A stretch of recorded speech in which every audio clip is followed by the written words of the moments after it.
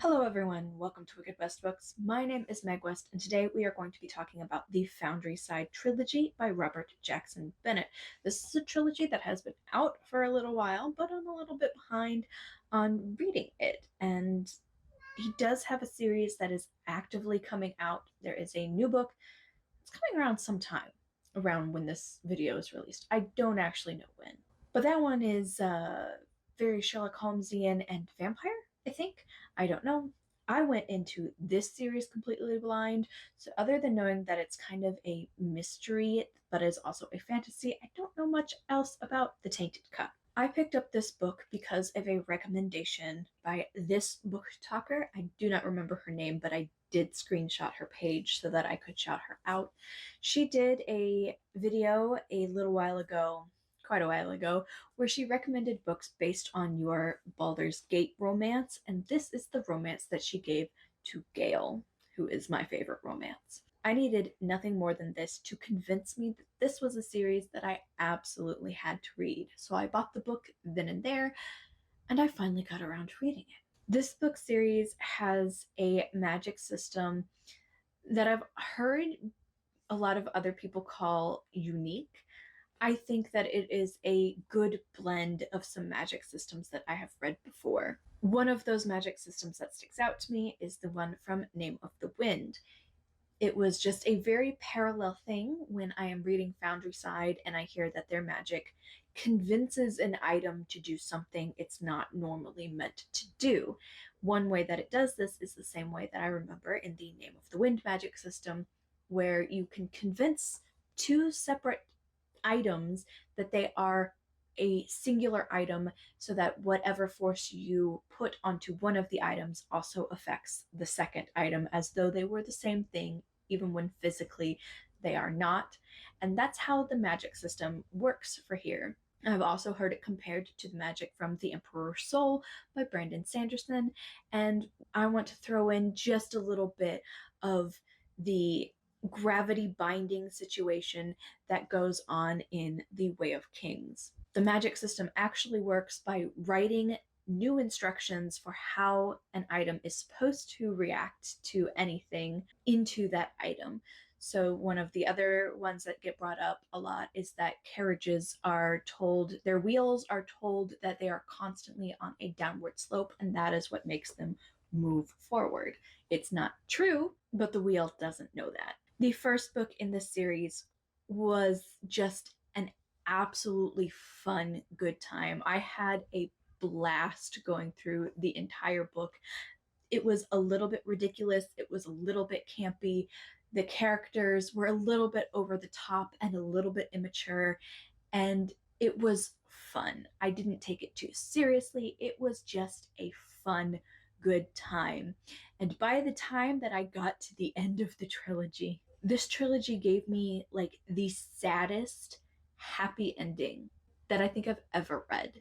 Just the amount of sad while still telling you that it was a happy ending was really incredible to me. But let's get into the spoiler-free portion of this review, which is just the magic system and the characters. So Santia and Berenice are two of the main characters for the first book. Santia is a thief. She can kind of sense how things are. She can understand layouts of places by touching them.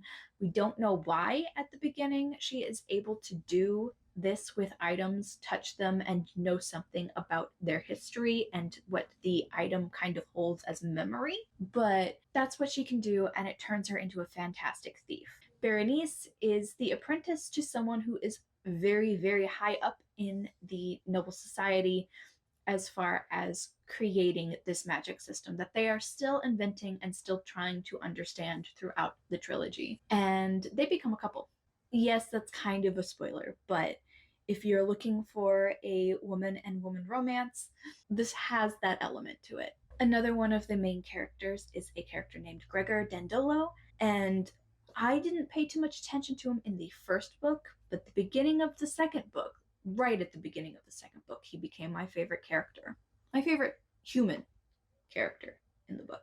Because we do have one non-human character, and While this is also a minor spoiler, it tells you right at the beginning of the book. His name is Clef, and he's a key.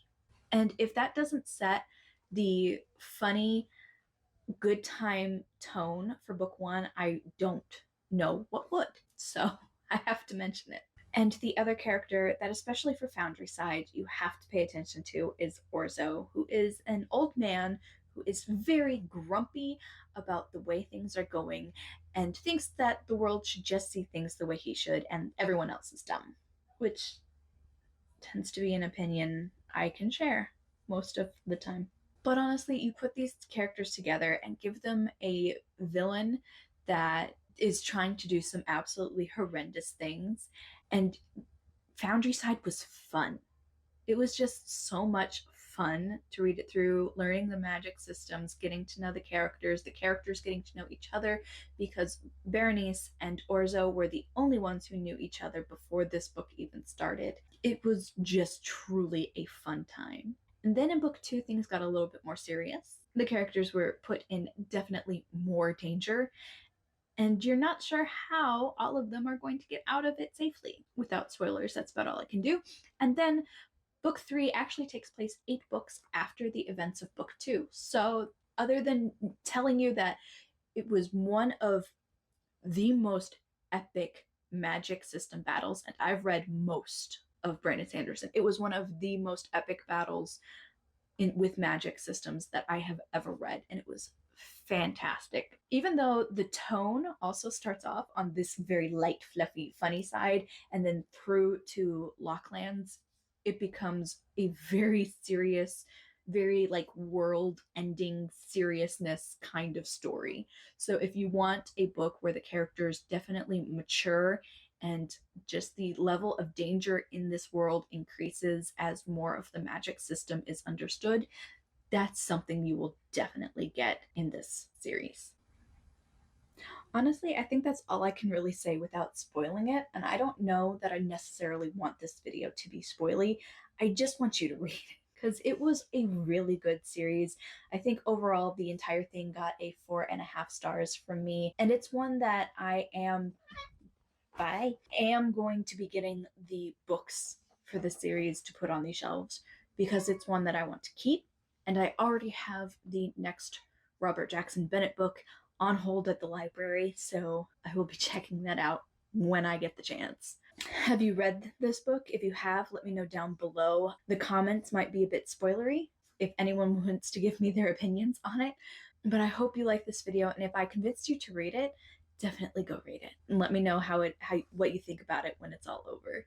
I hope you guys enjoyed this video. If you did, please like and comment below. Feel free to subscribe to my channel if you have not done so already.